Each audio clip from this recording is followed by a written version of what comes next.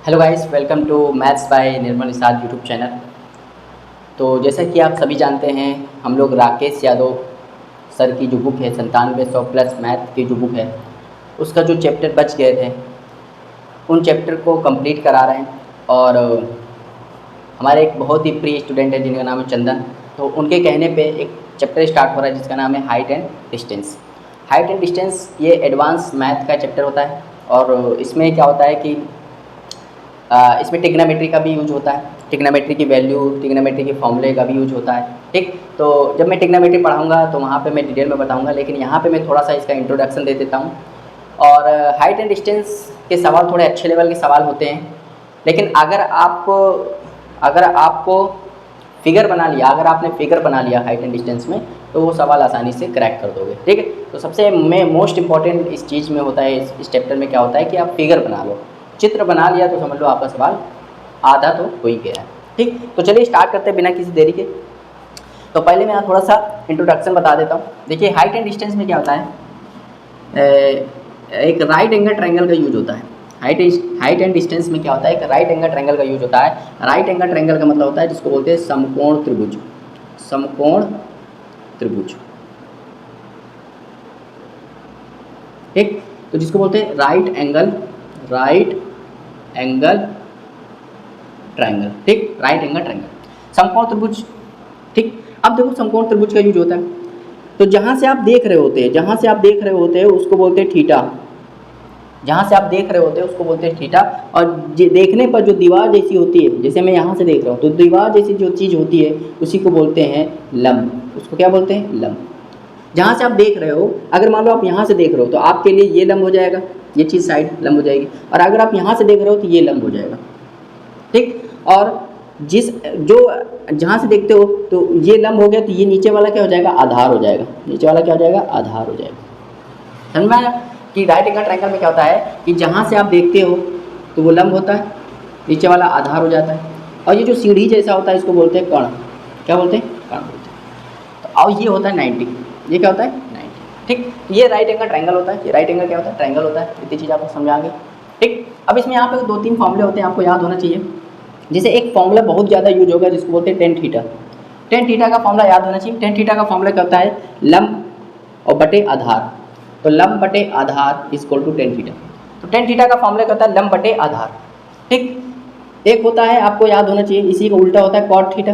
Cot theta का formula क्या होता है, कॉट थीटा जैसे टेन थीटा क्या होता है, लंब बटे आधार, तो कॉट थीटा क्या होता है, आधार बटे लंब। आधार बटे लंब। तो टेन थीटा क्या होता है, लंब बटे आधार, और कॉट थीटा क्या होता है, आधार बटे लंब। आधार बटे लंब। कुछ आपको वैल्यू याद होनी चाहिए, जैसे टेन थीटा के पूरे मान याद होने चाहिए। टेन, जैसे टेन जीरो का मान कितना होता है, तो जीरो। टेन 30 का मान कितना होता है, 1/√3। टेन 45 का मान कितना होता है, 1। टेन 60 का मान कितना होता है, √3। और टेन 90 का मान कितना होता है, तो इनफाइनाइट होता है। तो इतनी चीज़ें अगर आपको याद है, इतनी चीज़ों पे अगर आपकी पकड़ है और लैंग्वेज अगर आप पकड़ ले रहे हो, तो आपको हाइट एंड डिस्टेंस के किसी भी सवाल में कोई प्रॉब्लम नहीं होगी। एक राइट एंगल ट्रायंगल आपको याद होना चाहिए। ठीक, और एक आपको ये टेन थीटा का फॉर्मूला क्या होता है, टेन थीटा का फॉर्मूला होता है लंब बटे आधार। लंब बटे आधार, और बहुत सारे फॉर्मूले होते हैं, धीमे धीमे मैं बताता जाऊँगा। टेन का उल्टा होता है कॉट थीटा, तो कॉट थीटा क्या होता है, आधार बटे लंब। आधार बटे लंब। ठीक, और भी आप याद कर सकते हो, जैसे एक साइन थीटा होता है। साइन थीटा क्या होता है, लंब बटे कर्ण। लंब बटे कर्ण। साइन थीटा क्या होता है, लंब बटे कर्ण। और साइन का उल्टा होता है कॉसेक थीटा। कॉसेक थीटा क्या होता है, कर्ण अपॉन लंब। कर्ण अपॉन लंब। ऐसे कॉस थीटा होता है, कॉस थीटा। कॉस थीटा क्या होता है, आधार बटे कर्ण। आधार बटे कर्ण। और कॉस का उल्टा होता है सेक थीटा, तो सेक थीटा क्या होता है, कर्ण अपॉन आधार। कर्ण अपॉन आधार। तो ये कुछ फॉर्मूले होते हैं जो कि आपको याद होने होते हैं। ठीक है, जब हम लोग ट्रिग्नोमेट्री पढ़ेंगे तो वहाँ बिल्कुल डिटेल में पढ़ेंगे, वहाँ तो बहुत सारे फॉर्मूले हैं। ठीक, हम लोग यहाँ पे कुछ फॉर्मूले यूज करने होते हैं। ठीक है, और यहाँ पे जैसे टेन की वैल्यू, टेन जीरो का मान जीरो होता है, टेन 30 का मान 1/√3 होता है, टेन 45 का मान 1 होता है, टेन 60 का मान √3 होता है, टेन 90 का मान इनफाइनाइट होता है। टेन का उल्टा क्या होता है, कॉट थीटा होता है। तो कॉट जीरो क्या हो जाएगा, इनफाइनाइट। कॉट 30 का मान हो जाएगा √3। कॉट 45 का मान 1। कॉट 60 का मान 1/√3। देखो बिल्कुल जस्ट उसका उल्टा। और कॉट 90 का मान होता है जीरो। ठीक, ऐसे साइन थीटा का भी आप मान याद कर सकते हो। साइन थीटा, साइन जीरो का मान 0। साइन 30 का मान 1/2। साइन 45 का मान 1/√2। साइन 60 का मान √3/2। और साइन 90 का मान 1 होता है। जैसे एक साइन का उल्टा होता है कॉसेक, तो कॉसेक का आप याद कर सकते हो। तो कॉसेक जीरो का मान क्या होता है, कॉसेक जीरो का मान क्या होता है, तो कहोगे इनफाइनाइट, है ना। कॉसेक जीरो का मान क्या होता है, इनफाइनाइट। कॉस 30 का मान क्या होता है, 2। कॉस 45 का मान √2, कॉसेक 60 का मान होता है 2/√3 और कॉसेक 90 का मान होता है 1। ऐसे एक होता है कॉस थीटा, कॉस 0 का मान क्या होता है 1 ना, कॉस 0 का मान, कॉस 30 का मान क्या होता है, ये सब याद होने चाहिए, कॉस 30 का मान होता है √3/2, कॉस 45 का मान 1/√2 और कॉस 60 का मान होता है 1/2 और कॉस 90 का मान होता है 0। ऐसे एक सेक थीटा होता है क्योंकि इसका उल्टा होता है, जैसे टेन का उल्टा क्या होता है कॉट, साइन का उल्टा क्या होता है कॉसेक और कॉस का उल्टा क्या होता है सेक, तो एक का उल्टा 1 है ना, इसका उल्टा कर दोगे तो 2/√3, इसका उल्टा कर दोगे तो √2 और इसका उल्टा कर दोगे तो आ जाएगा, मतलब देखो जैसे cos 60 का मान 1/2 होता है, cos 60 का मान 1/2 होता है, तो जैसे मुझे सेक निकालना है, ठीक, तो सेक इसका उल्टा हो जाएगा तो हो जाएगा 2, और जैसे cos 90 का मान 0 होता है तो जो सेक निकालना है तो 0 का उल्टा इन्फाइनाइट होता है। ये पूरी वैल्यू आपको याद होनी चाहिए, ठीक, बिल्कुल आपके फिंगर टिप पे होना चाहिए, है ना, बिल्कुल। जैसे कोई भी पूछ ले कि साइन 45 का मान क्या होता है तो बता दो 1/√2, साइन 90 का मान क्या होता है 1, टेन 45 का मान क्या होता है 1, cos 45 का मान क्या होता है 1/√2। तो पूरी आपको एक एक वैल्यू याद होनी चाहिए, ठीक, एक एक वैल्यू याद होनी चाहिए, ठीक। अब इसमें एक चीज़ और बचती है पाइथागोरस, क्या बचता है पाइथागोरस, पाइथागोरस एक प्रमेय बचती है, पाइथागोरस एक प्रमेय होती है, बाकी तो मैं बीच में बताते ही चल जाऊंगा। पाइथागोरस प्रमेय क्या होती है कि जो कण होता है ना, कण का स्क्वायर बराबर होता है लंब के स्क्वायर प्लस आधार के स्क्वायर। तो कण का स्क्वायर बराबर होता है, कण का स्क्वायर जो होता है, क्योंकि यहाँ पे कण बार बार नहीं लिखोगे इसलिए के लिख दो, कण का स्क्वायर जो होता है लंब के स्क्वायर और आधार के स्क्वायर के बराबर होता है, लंब के स्क्वायर और आधार के स्क्वायर के बराबर होता है। तो ये बिल्कुल बेसिक था, ये बिल्कुल बेसिक था। हाइट एंड डिस्टेंस अगर आपको अच्छे से सीखना है तो इतना तो आपको पता होना चाहिए, और ये वैल्यू पे आपको कमांड होनी चाहिए, ठीक है, ये फॉर्मूले याद होनी चाहिए, वैल्यू आपको पता होनी चाहिए और ये पाइथागोरस आपको याद होना चाहिए। अगर इतना आपको पता है तो चलिए स्टार्ट करते हैं क्वेश्चन नंबर फर्स्ट से, ठीक, क्वेश्चन नंबर फर्स्ट से स्टार्ट करते हैं, ठीक। तो बिल्कुल आराम आराम से बताएंगे, इसमें कोई लॉजिक कोई ट्रिक विट्रिक नहीं लगती है, जहाँ ट्रिक लगेगी मैं बता दूंगा, लेकिन आपको सीखने पे ज़्यादा ध्यान देना है, क्योंकि एग्जाम में 1 या 2 क्वेश्चन ही इससे पूछे जाते हैं, ठीक, तो एग्जाम में 1 या 2 क्वेश्चन ही इससे पूछे जाते हैं। तो चलिए स्टार्ट करते हैं क्वेश्चन नंबर फर्स्ट से। क्वेश्चन नंबर फर्स्ट है, तो वीडियो अच्छी लगे तो प्लीज़ दोस्तों शेयर जरूर करिएगा, ठीक है। कह रहा किसी स्मारक से कुछ दूरी पर स्थित एक बिंदु से, कोई स्मारक है, उससे कुछ दूरी पर एक बिंदु से स्मारक के उच्च बिंदु का टेंजेंट 1/5 है और स्मारक की ओर 138 मीटर चलने पर स्मारक के उच्च बिंदु का सेकेंड √193/12 है। कह रहे स्मारक की ऊंचाई ज्ञात कीजिए। देखिए भाई, धीमे धीमे आप पढ़ते जाइए और फिगर बनाते जाइए। अगर आपने फिगर बना लिया तो आधा काम हो गया। देखो कह रहा है किसी स्मारक से, कोई स्मारक बना लो, स्मारक मतलब कोई बिल्डिंग बना लो। तो भाई एक बिल्डिंग मैंने बना ली, ये बिल्डिंग है। तो किसी स्मारक से कुछ दूरी पर, तो इस स्मारक के इधर भी जा सकते हो, इधर भी जा सकते हो, आपका मन जहाँ भी जाना है। तो कुछ दूरी पर स्थित एक बिंदु से, तो इससे कुछ दूरी पर हम यहाँ ले लेते हैं एक बिंदु है ना। इस बिंदु से, मान लो इस बिंदु का नाम है P। बिंदु से स्मारक, ये स्मारक है, इससे कुछ दूरी पर एक बिंदु है, इससे उच्च बिंदु, स्मारक के बोला, स्मारक के उच्च बिंदु, स्मारक का उच्च बिंदु मतलब टॉप वाला, तो टॉप तो ये हो गया, का टेंजेंट 1/5 है। तो भाई समझो इसका टेंजेंट बना देना। टेंजेंट का मतलब होता है, मतलब ये एंगल, तो ये एंगल कितना है 1/5 है। अब देखो इसका टेंजेंट कितना है, टेंजेंट का मतलब होता है टेन थीटा। टेन थीटा की वैल्यू क्या है 1/5 है। इस चीज़ को समझो, टेन थीटा की वैल्यू क्या है 1/5। अभी मैंने बताया था टेन थीटा का फॉर्मूला क्या होता है। टेन थीटा का फॉर्मूला होता है लंब बटे आधार। टेन थीटा का फॉर्मूला क्या होता है, लंब बटे आधार। अगर आप यहाँ से देख रहे हो तो ये लंब होता है और ये क्या होता है, आधार होता है। तो ये लंब होता है भाई साहब और ये आधार होता है, ठीक। ये चीज़ आपको पता होगी, ठीक है। अब देखो लंब कितना है तो कहोगे 1 है, और आधार कितना है तो आप कहोगे 5 है, ठीक। लंब कितना है 1 है और आधार कितना है 5, ठीक है। भाई सीखना है, सीखने पे ध्यान देना है, हवा में नहीं उड़ाना है। कह रहा स्मारक की ओर 138 मीटर चलने पर, अब देखो ये है बिंदु, अब यहाँ स्मारक ये, इसकी तरफ अगर मैं 138 मीटर चलूँगा, मान लो यहाँ तक गया मैं, और ये है 138 मीटर। तो स्मारक की ओर 138 मीटर चलने पर स्मारक के उच्च बिंदु का सेकेंड, अब देखो उच्च बिंदु, यही तो उच्च बिंदु है। तो कह रहा अब इसमें एक एंगल और बन रहा है जिसका नाम है अल्फा, है ना, और ये 90 होता है हमेशा। तो अब बन रहा है 10 अल्फा, मान लो 10 अल्फा। 10 अल्फा नहीं बन रहा है, सेकेंड बन रहा है। क्या बन रहा है, सेकेंड, सेकेंड अल्फ़ा, और ये बन रहा है √193/12, 193/12। तो कह रहा है स्मारक की ऊंचाई बताइए, स्मारक की ऊंचाई बताइए। देखिए भाई समझिए, एक स्मारक है, उससे कुछ दूरी पर एक बिंदु ले लीजिए, जहाँ से देख रहा है तो स्मारक के टॉप को देखा तो एक एंगल बन रहा है। तो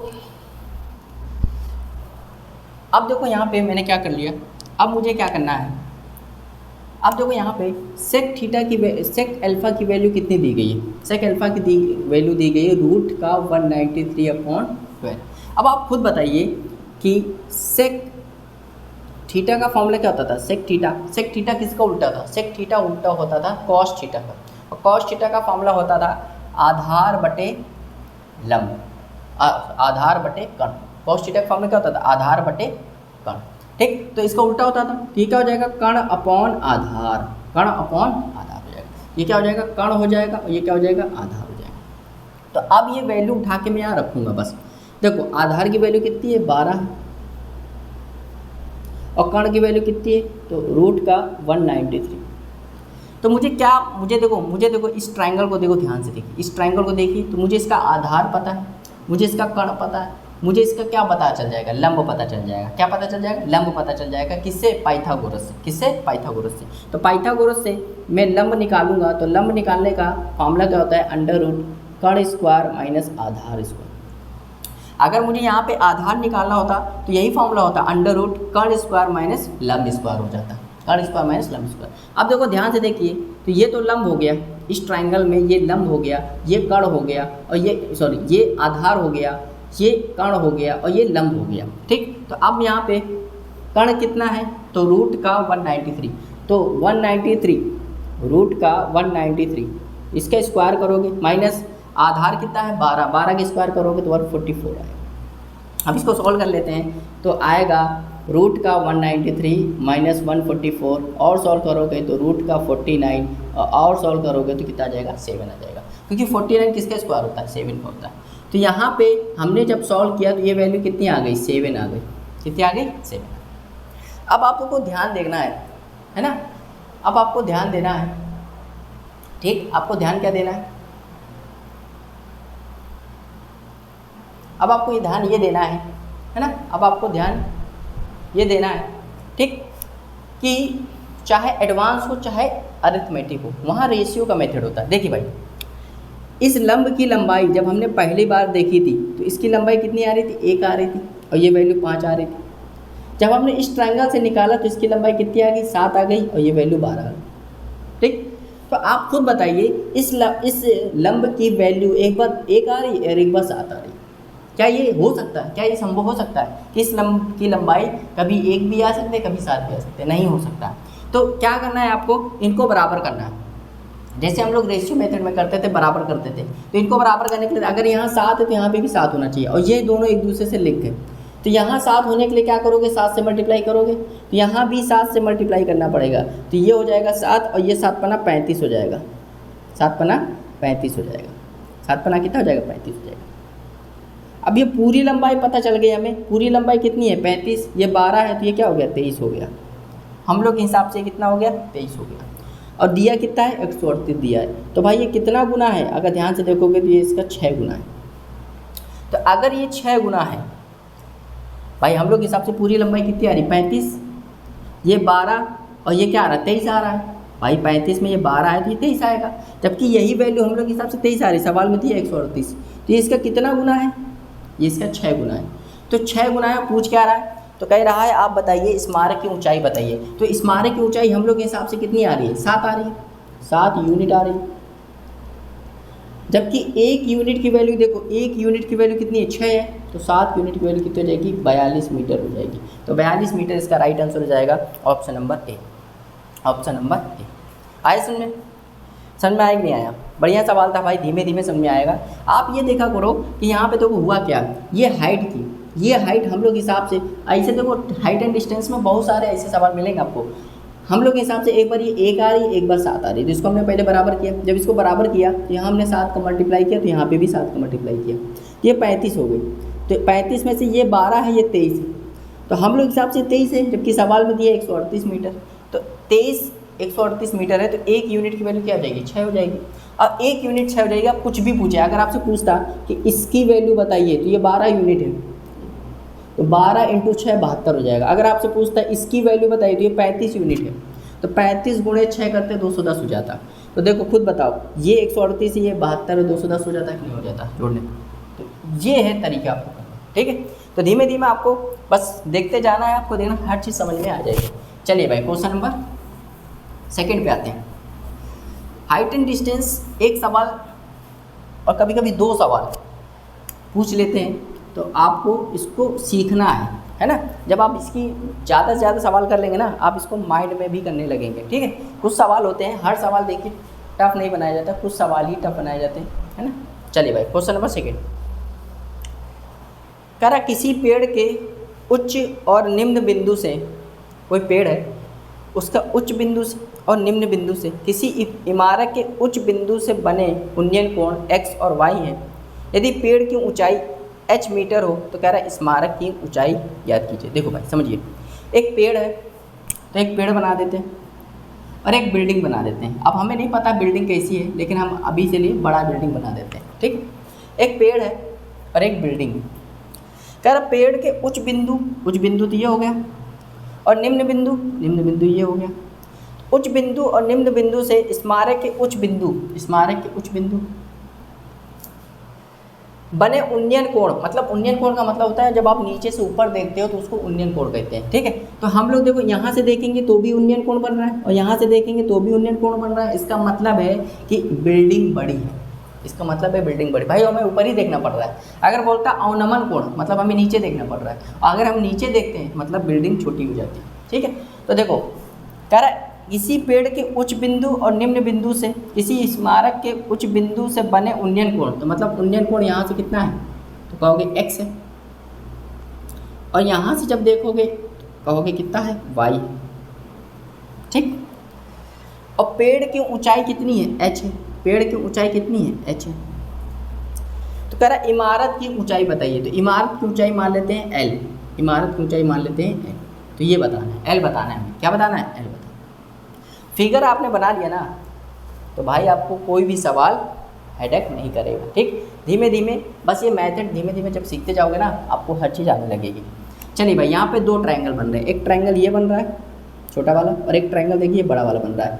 तो यहाँ पे टेन थीटा लगाया करो, हमेशा टेन थीटा लगाओ। छोटे वाले ट्रायंगल में टेन थीटा लगा दो, तो टेन थीटा मतलब टेन थीटा की जगह क्या है, एक्स है। तो क्या होता है, अब देखो ध्यान से देखो, ये एच है तो ये भी एच होगा कि नहीं ना, ये एच है तो ये भी एच होगा, और ये पूरा एल है, ये एच है, तो ये क्या बच गया, एल माइनस एच, ठीक। अब ये बेस मान लेते हैं, इसको बी मान लेते हैं, ये भी बी हो जाएगा। तो बस सॉल्व कर लेते हैं। टेन थीटा क्या होता है, इस ट्राइंगल में टेन थीटा क्या होता है, लंब बटे आधार, हो जाएगा L minus H upon B. तो बी जब यहाँ भेज दोगे तो हो जाएगा L minus H equal to B tan X. यहाँ पर जब एच निकालोगे तो एच को वहाँ भेज दो और बी को यहाँ भेज दो, तो L minus B tan X equal to हो जाएगा एच। ये इक्वेशन नंबर फर्स्ट। आप कहोगे सर क्या ऐसे ही सॉल्व करना पड़ेगा? हाँ भाई ऐसे सॉल्व करना पड़ेगा। अभी मैं बता रहा हूँ इसलिए टाइम लग रहा है। जब आप इसको खुद से सॉल्व करोगे ना, तो डायरेक्ट आप ये इक्वेशन लिखोगे, डायरेक्ट ये चीज़ नहीं लिखोगे, ये लिखोगे, ठीक है।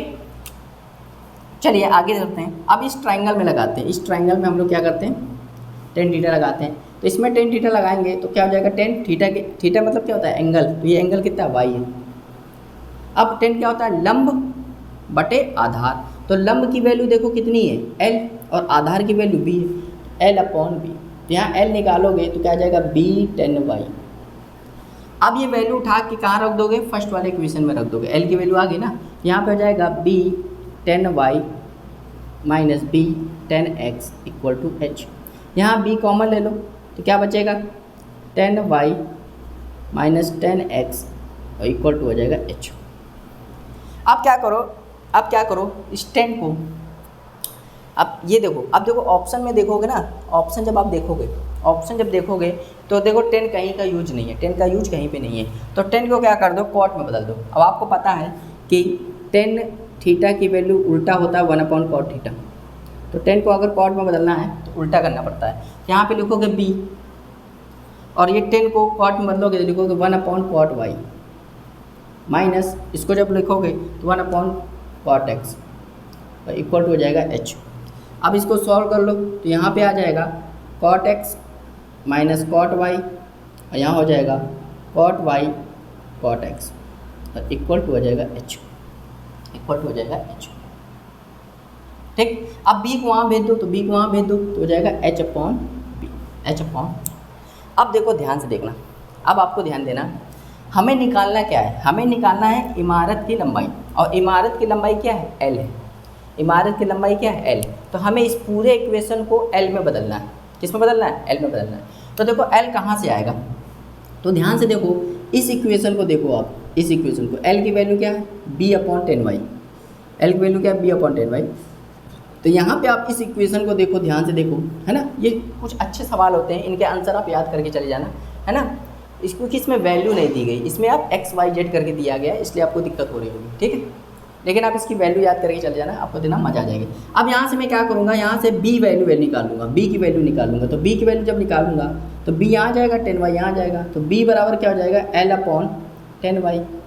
और 10 उल्टा क्या होता है, कॉट का, तो इसको मैं कॉट में जब लिखूँगा तो L cot y लिख दूँगा, L cot y लिख दूँगा। तो बस सॉल्व कर लो, यहाँ पे b की वैल्यू रख दो, तो b की वैल्यू यहाँ रख दो, तो हो जाएगा cot x minus cot y upon, है ना, यहाँ हो जाएगा, यहाँ हो जाएगा cot y cot x, और यहाँ हो जाएगा h/L cot y। तो cot y कट गया, L की वैल्यू यहाँ ले आओगे, L जब यहाँ ले आओगे तो L बराबर हो जाएगा, इसको वहाँ भेजोगे h cot x, ये वैल्यू नीचे आ जाएगी cot x minus cot y। तो ये L आ गया आपका, और L क्या है, L क्या है, इमारत की लंबाई है। L क्या है, इमारत की लंबाई है। तो इसका जो राइट आंसर हो जाएगा वो ऑप्शन नंबर C हो जाएगा, ऑप्शन नंबर C हो जाएगा, h cot x upon cot x minus cot y। समझ में आया कि नहीं आया, अच्छा सवाल है भाई, ठीक है। ये मत देखना कि लंबा है कि छोटा है। देखते हैं क्वेश्चन नंबर 3। क्वेश्चन नंबर 3 है,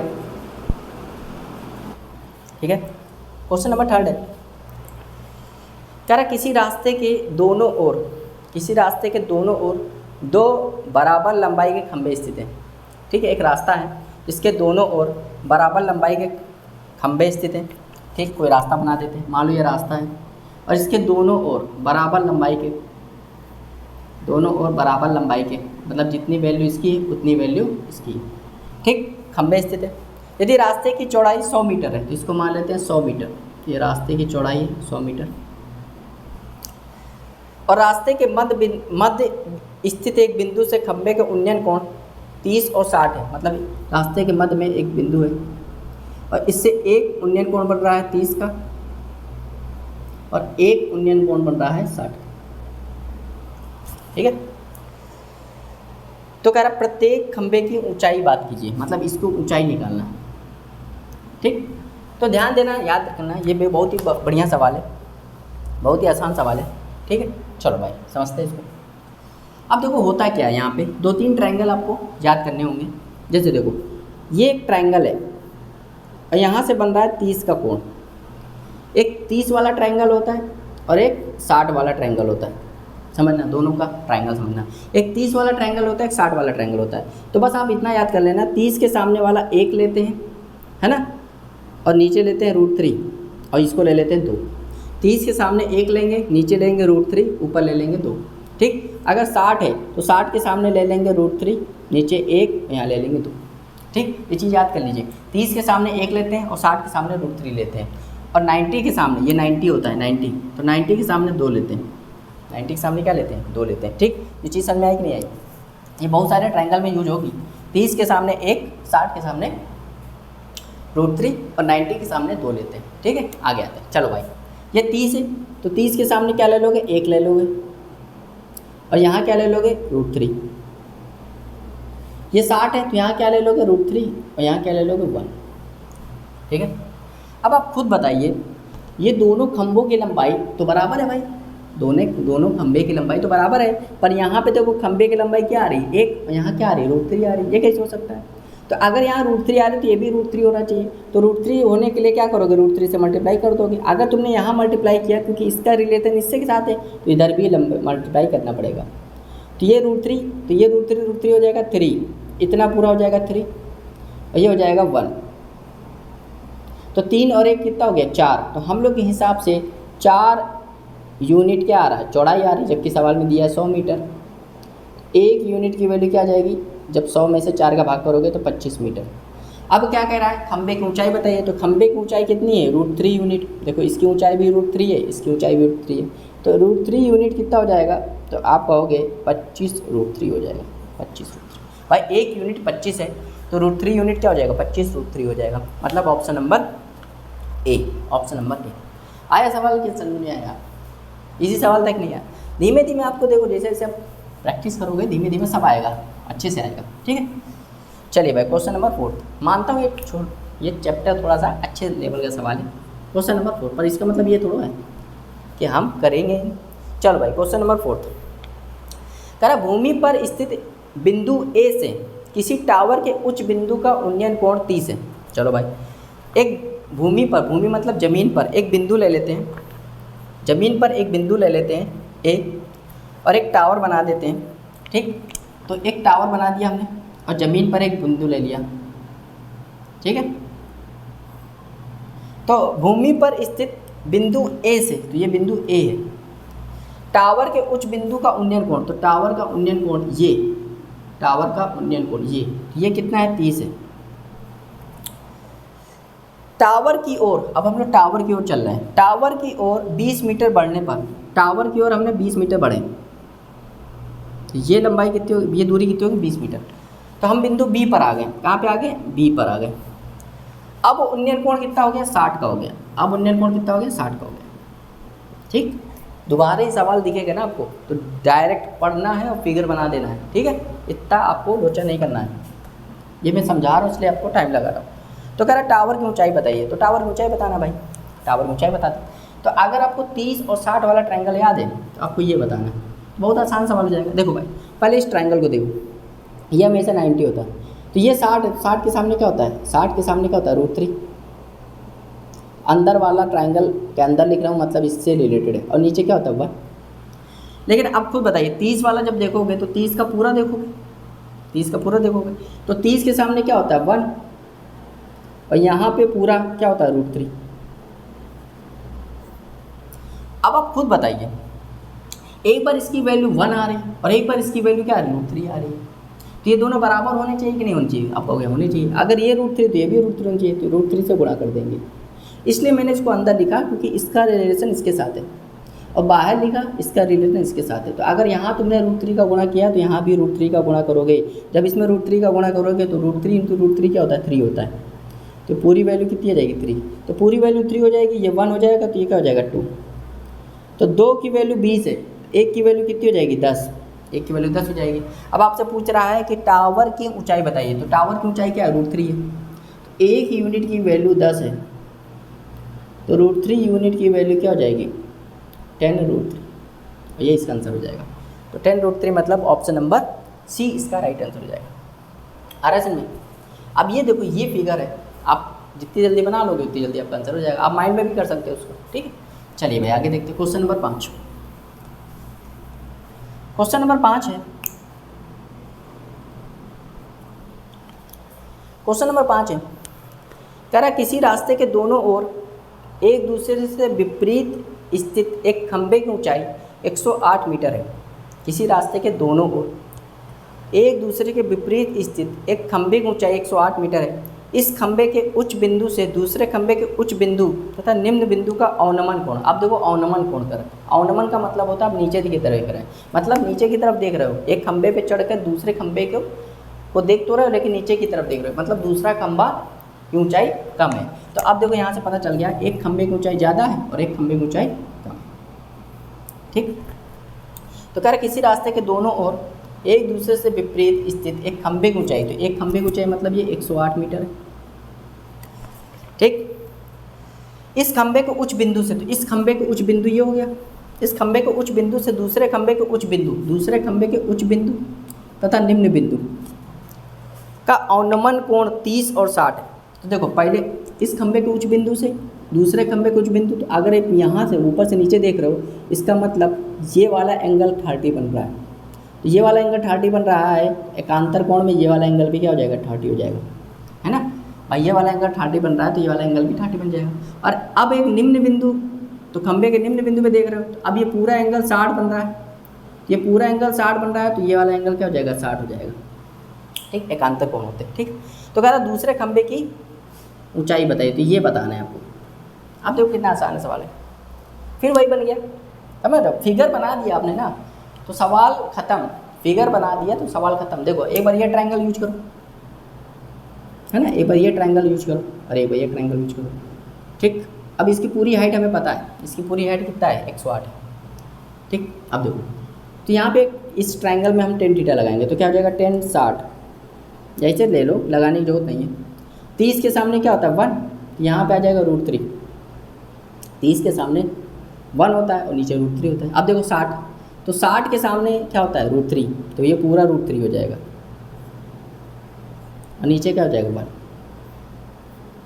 अब आप खुद बताइए, ये वैल्यू जितनी होगी वही वैल्यू तो इतनी होगी। ऊपर दिया है √3 और नीचे दिया है 1, ऊपर दिया ये √3 है, वो नीचे दिया है 1, तो क्या ये बराबर होने चाहिए कि नहीं होनी चाहिए, आपको यहाँ होने चाहिए।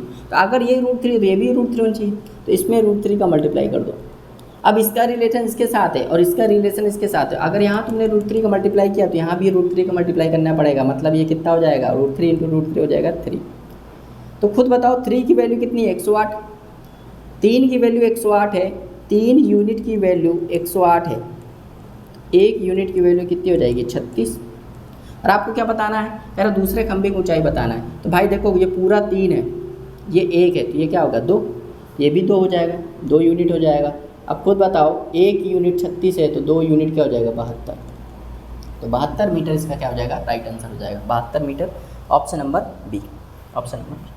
आ रहा भाई समझे, मैंने बताया था ना, जैसे जैसे आपका टाइम बीतता जाएगा, जैसे जैसे आप आगे बढ़ते जाओगे, आप देखना बहुत ही आसानी से करोगे। अभी हम लोग 30-40 सवाल जब कर लेंगे ना, आपको पता कि यार हाइट एंड डिस्टेंस कुछ नहीं है, फालतू को हम लोग डरते हैं। चलिए भाई क्वेश्चन नंबर 6, क्वेश्चन नंबर 6 पे आते हैं।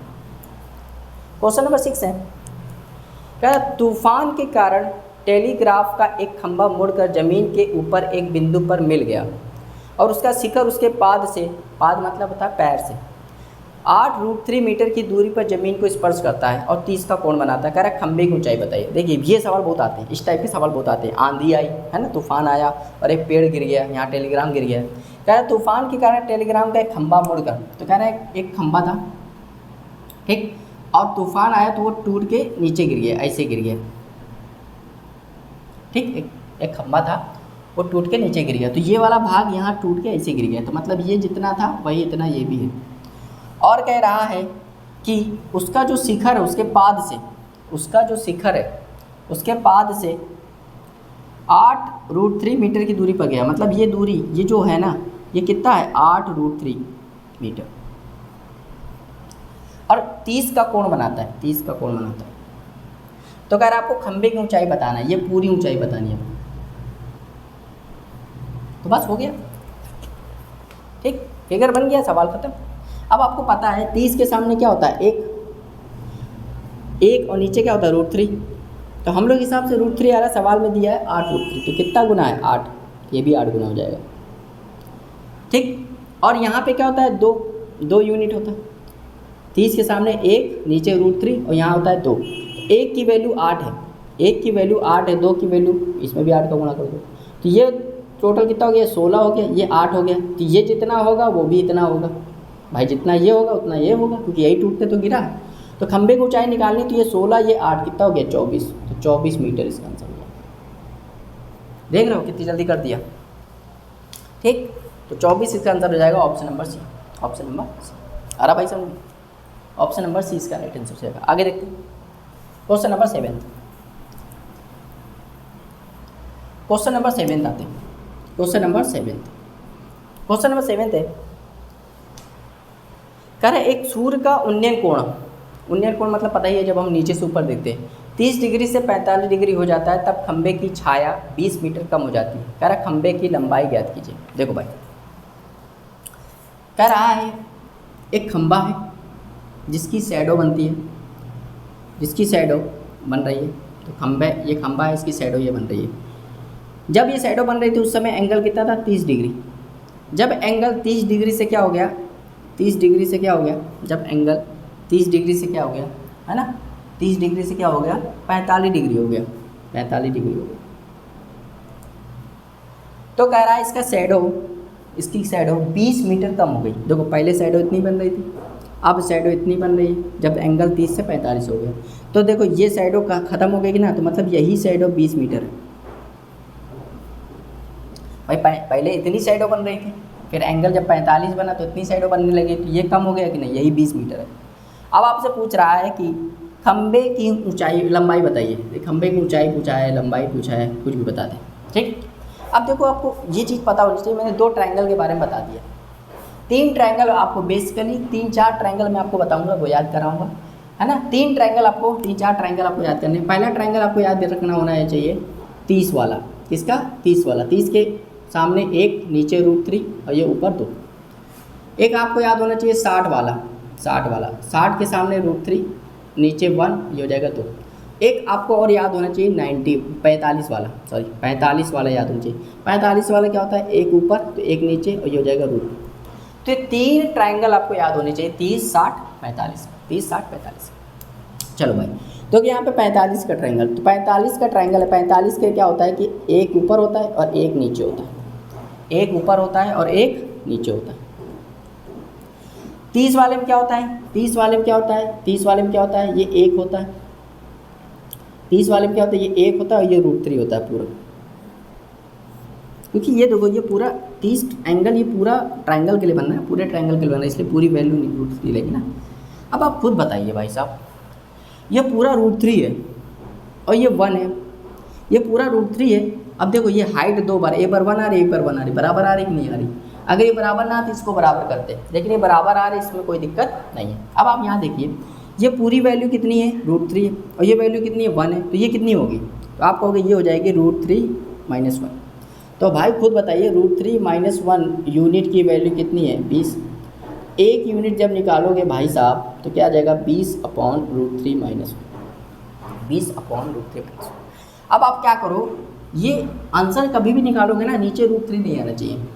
ट्रिग्नोमेट्री में कंसेप्ट होता है कि कभी भी आंसर निकालोगे नीचे √2 नहीं आना चाहिए। तो जब भी नीचे √2 आ जाए तो इसी का कंजुगेट कर दो। कंजुगेट का मतलब यहाँ माइनस है तो ऊपर नीचे गुणा कर दो, ऊपर आ जाएगा 20 √3 + 1, यहाँ आ जाएगा a - b a + b, a² - b²। √3 का स्क्वायर करोगे तो 3 माइनस, और 1 का स्क्वायर करोगे तो 1, और 3 में 1 गया 2, तो 2 आएगा, 2 से डिवाइड कर दो तो काटोगे कितना आ जाएगा, 10 √3 + 1। तो ये इसका आंसर हो जाएगा 10 √3 + 1, मतलब ऑप्शन नंबर डी इसका राइट आंसर हो जाएगा, ऑप्शन नंबर डी। आया भाई समझे। अगर आपने ये 3 ट्रायंगल याद कर लिए ना तो आधे से ज़्यादा सवाल आपको यहीं से मैं करके दिखा दूंगा, ठीक। और आपको समझ में आ रहा होगा कि मैं करके दिखा रहा हूँ। चलिए भाई क्वेश्चन नंबर 8, क्वेश्चन नंबर 8 पे आते हैं। क्वेश्चन नंबर 8 है, कह रहा भूमि पर स्थित एक बिंदु से छत पर या बिल्डिंग कह दो, भूमि पर स्थित एक बिंदु से बिल्डिंग पर स्थित किसी चिमनी के उच्च बिंदु तथा बिल्डिंग का उन्नयन कोण x और 45 डिग्री है। कह रहा इमारत की ऊंचाई h मीटर है, तो कह रहा चिमनी की लंबाई बताइए, चिमनी की लंबाई बताइए। The angle of elevation of top a chimney and roof of building from a point on the ground are x and 45 degree respectively. The height of building is h metre then the height of chimney. अब देखो जैसा जैसा बोलता जाए वैसा वैसा करते जाओ। भूमि पर मतलब ग्राउंड पे एक बिंदु ले लो और एक बिल्डिंग बना दो। ये एक बिल्डिंग बना दे रहा है, ये बिल्डिंग बना दिया, ठीक। और बिल्डिंग के ऊपर एक चिमनी बना दिया, ये चिमनी, ठीक। इसी के बिल्कुल लाइन में लिया जाता है पॉइंट। चलो भाई, भूमि पर स्थित एक बिंदु से छत पर स्थित चिमनी के उच्च बिंदु, तो देखो ये है चिमनी का उच्च बिंदु। तो यहाँ से जब आप यहाँ देखोगे और फिर क्या कह रहा है, छत का उन्नयन, छत मतलब बिल्डिंग का उन्नयन कोण। तो बिल्डिंग पे जब तुम देखोगे तो ये एंगल बनेगा। तो पहले एंगल बन रहा है पूरा पहले एंगल पूरा बन रहा है x डिग्री, ये पूरा एंगल x डिग्री बन रहा है, और फिर बन रहा है 45 डिग्री का। ये छोटा वाला एंगल 45 डिग्री का बन रहा है, ठीक। और कह रहा है इमारत की ऊंचाई h मीटर है, तो ये h मीटर है। तो कह रहा है चिमनी की लंबाई बताइए, तो चिमनी की लंबाई बताना है, चिमनी की लंबाई बताना है, इसको L मान लेते हैं, ठीक। चलो कर लेते हैं। अब देखो ध्यान से देखो, यहाँ पे ध्यान से देखिए, यहाँ पे आपको क्या हो रहा है, यहाँ पे आपको दो ट्रायंगल दिख रहे होंगे, है ना। यहाँ पे क्या दिख रहे होंगे, दो ट्रायंगल दिख रहे होंगे। एक ट्रायंगल बड़ा वाला दिख रहा है और एक ट्रायंगल छोटा वाला दिख रहा है। तो पहले आप छोटे वाले पे अटैक करिए। छोटे वाले के देखो ट्रायंगल को देखिए, तो इसमें 45 का कोण बन रहा है। 45 का मतलब क्या होता है, यहाँ पे अगर एक है, यहाँ पे भी एक होगा, यहाँ पे अगर एक है तो यहाँ पे भी एक होगा। अगर यहाँ h है, मतलब ऊंचाई दे दी गई ना, यहाँ h है तो ये भी h हो जाएगा, ठीक। अब आप पूरे वाले में देखिए, तो ये पूरे वाले में देखोगे तो पूरा एंगल कितना है, x डिग्री, तो यहाँ लगाओगे 10x। होता क्या है, h plus l upon h, h plus l upon. अब यहाँ पे जब आप डिवाइड करोगे या h को यहाँ ले आओगे तो h 10x is equal to हो जाएगा h प्लस l। h को यहाँ ले आओगे l इज इक्वल टू हो जाएगा h 10x minus h minus h। अब ये वैल्यू आ गई है ना, h 10x minus h, h 10x minus x। देखो ऑप्शन मिल रहा है क्या, h 10x माइनस h है ऑप्शन, तो ऑप्शन नंबर सी इसका राइट आंसर हो जाएगा। ऑप्शन नंबर सी इसका राइट है, h 10x माइनस h। देखो कितना आसान सवाल था, है ना, कितना आसान सवाल था, ठीक। तो ऑप्शन में यही पूछ रहा है, यही निकालना था। चिमनी की लंबाई निकालनी थी, चिमनी की लंबाई क्या है, L है, तो यही निकालना था। तो समझ में आया कि नहीं आया, बहुत बढ़िया सवाल था भाई। चलिए देखते हैं क्वेश्चन नंबर 9। क्वेश्चन नंबर 9 आपको देना हाइट एंड डिस्टेंस से प्यार हो जाएगा, ठीक। बस आप अगर एक बार समझ में ना आए तो दूसरी बार देखिए, तीसरी बार देखिए, जब तक आपको समझ में ना आए उसको बार बार देखते रहिए। चलिए भाई क्वेश्चन नंबर 9 कह रहा है बिंदु P पर स्थित एक व्यक्ति किसी टावर के उच्च बिंदु को देखता है, उसके उच्च बिंदु का उन्नयन कोण 30 डिग्री है। एक व्यक्ति टावर की ओर कुछ दूरी तय करता है और टावर की ऊंचाई 30 मीटर है, तो उसके उच्च बिंदु का उन्नयन कोण 60 हो जाता है। व्यक्ति के द्वारा तय की गई दूरी बताइए। तो इसी टाइप का सवाल हमने कराया था, फिर भी आप फिर से करा दे रहे हैं। कह रहा है एक बिंदु है, बिंदु P पर एक व्यक्ति खड़ा है, मान लो ये बिंदु P है, इस पर व्यक्ति खड़ा है, व्यक्ति की लंबाई 0 मान लो, और एक टावर है, एक टावर है, ये टावर है भाई, ठीक, ये टावर है। टावर के उच्च बिंदु एक यहाँ पे एक आदमी खड़ा है और ये टावर है, टावर के साथ में आदमी क्या होगा, वो छोटा हो जाएगा। तो टावर के वो उच्च बिंदु को देखता है, तो जब देखता है तो उच्च बिंदु को देखता है तो उसको 30 डिग्री का कोण मिलता है। कितने का, 30 डिग्री का। एक व्यक्ति टावर की ओर, अब ये टावर की ओर कुछ चलेगा, मान लो x दूरी चलेगा, टावर की ओर x दूरी चलेगा, और फिर टावर के टॉप को देखेगा, उच्च बिंदु को देखेगा, तो एंगल कितना बन जाएगा, 60 डिग्री बन जाएगा। और कह रहा है टावर की ऊंचाई कितनी है, 30 मीटर है। तो कह रहा है व्यक्ति द्वारा तय की गई दूरी बताइए। अब बताइए ऐसा फिगर हमने कराया कि नहीं कराया, ऐसा फिगर, बस आपको फिगर याद रखना है। फिगर अगर हमने कराया है तो बस हो गया। अब देखिए 60 वाला एंगल है, 60 के सामने क्या होता है, √3, और नीचे क्या होता है 1, और 30 के सामने, 30 वाला पूरा बड़ा ट्रायंगल है, तो 30 के सामने क्या होता है 1, और यहाँ होता है √3, ठीक। बड़ा ट्रायंगल है तो बड़ा लिखा। अब देखो ये वैल्यू तो बराबर आनी चाहिए, ये वैल्यू अगर यहाँ √3 तो यहाँ भी √3 होनी चाहिए, तो यहाँ √3 करने के लिए √3 से गुणा कर देंगे। ये बाहर वाला बड़े वाले से रिलेटेड है, अब इतना याद रखना। तो अगर यहाँ √3 से गुणा किया तो यहाँ भी √3 से गुणा हो जाएगा, तो √3 इंटू √3 क्या होता है, 3 होता है। अब आपको ये तो रट गया होगा, ठीक। अब खुद बताइए हम लोग की हाइट कितनी आई है, √3, और ये जबकि सवाल में कितनी दी गई, 30 दी गई। एक यूनिट की वैल्यू कितनी हो जाएगी, एक यूनिट की वैल्यू जाएगी 30/√3। अब देखो ये पूरी दूरी कितनी है, 3, और ये कितना 1, तो ये बच्चा कितना है 2। 1 यूनिट इतना है, 2 यूनिट निकाल लो, तो 2 यूनिट कितना हो जाएगा, 30/√3 × 2। अब मैंने बताया था कभी भी सवाल को सॉल्व करते हैं नीचे रूट नहीं आना चाहिए, नीचे रूट हटाने के लिए क्या करो, √3 से ऊपर नीचे गुणा कर दो। तो देखो यहाँ पे जब √3 से ऊपर नीचे गुणा करो तो √3 × √3 क्या होता है, 3 हो जाता है, और 3 से इसको काट दो कितना जाएगा, 10 आ जाएगा, और 10 दूनी 20 हो जाएगा। तो 20 मीटर इसका राइट आंसर हो जाएगा, 20 मीटर इसका राइट आंसर हो जाएगा। आ रहा है समझ में, 20 मीटर इसका राइट आंसर हो जाएगा, ठीक है। तो आंसर हो जाएगा option number C. Option number C. चलिए भाई क्वेश्चन नंबर 10 देखते हैं, जो कि आज की वीडियो का लास्ट क्वेश्चन है, ठीक है। क्योंकि इसमें लंबे लंबे सवाल होते हैं तो उनको समझाने में थोड़ा सा समय लगता है, तो हम लोग इसमें 10-10, 15-15 क्वेश्चन ही लेंगे, ठीक है। तो चलिए भाई क्वेश्चन नंबर 10 देखते हैं।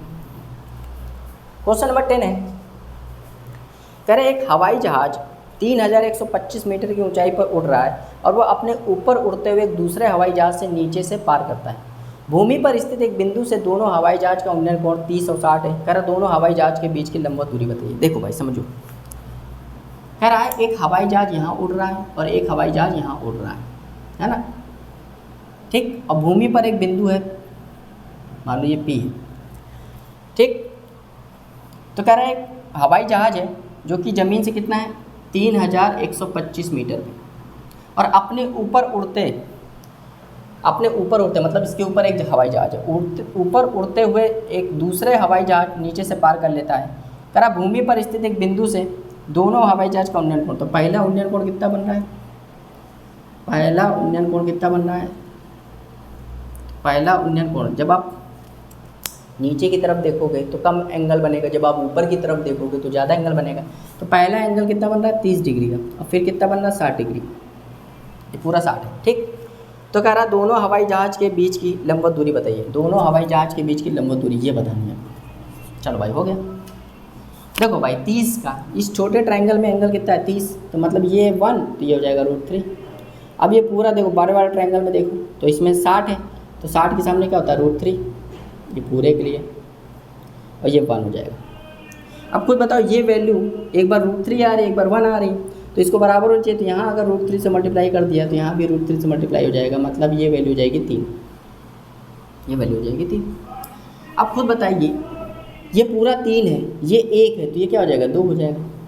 अब एक की वैल्यू इतनी है 3125, एक यूनिट की वैल्यू कितनी है 3125, तो 2 यूनिट की वैल्यू कितनी हो जाएगी, लंबवत दूरी है ना 3125 × 2, तो क्या हो जाएगा 6250 मीटर। 6250 मीटर इसका राइट आंसर हो जाएगा, जो कि ऑप्शन नंबर डी है, ऑप्शन नंबर डी। तो आया समझे। तो ये था हमारा हाइट एंड डिस्टेंस की फर्स्ट वीडियो, ठीक, जिसमें हमने 10 क्वेश्चन कराए हैं और इसका कंसेप्ट भी बताया है। इसमें टोटल 96 क्वेश्चन है। धीमे धीमे हम लोग क्वेश्चन का लेवल बढ़ाते, मतलब क्वेश्चन ज़्यादा करते जाएंगे। अभी 10 करिए क्योंकि अभी स्टार्टिंग हो रही है ना, फिर 15-15, 20-20 करते चले जाएंगे, ठीक। तो उम्मीद करते हैं आपको वीडियो बहुत अच्छी लगी होगी। अगर अच्छी लगी तो उसको शेयर करना, लाइक करना, चैनल को सब्सक्राइब करना मत भूलिएगा, ठीक। तो thank you for watching, have a nice time, मिलते हैं नेक्स्ट वीडियो में।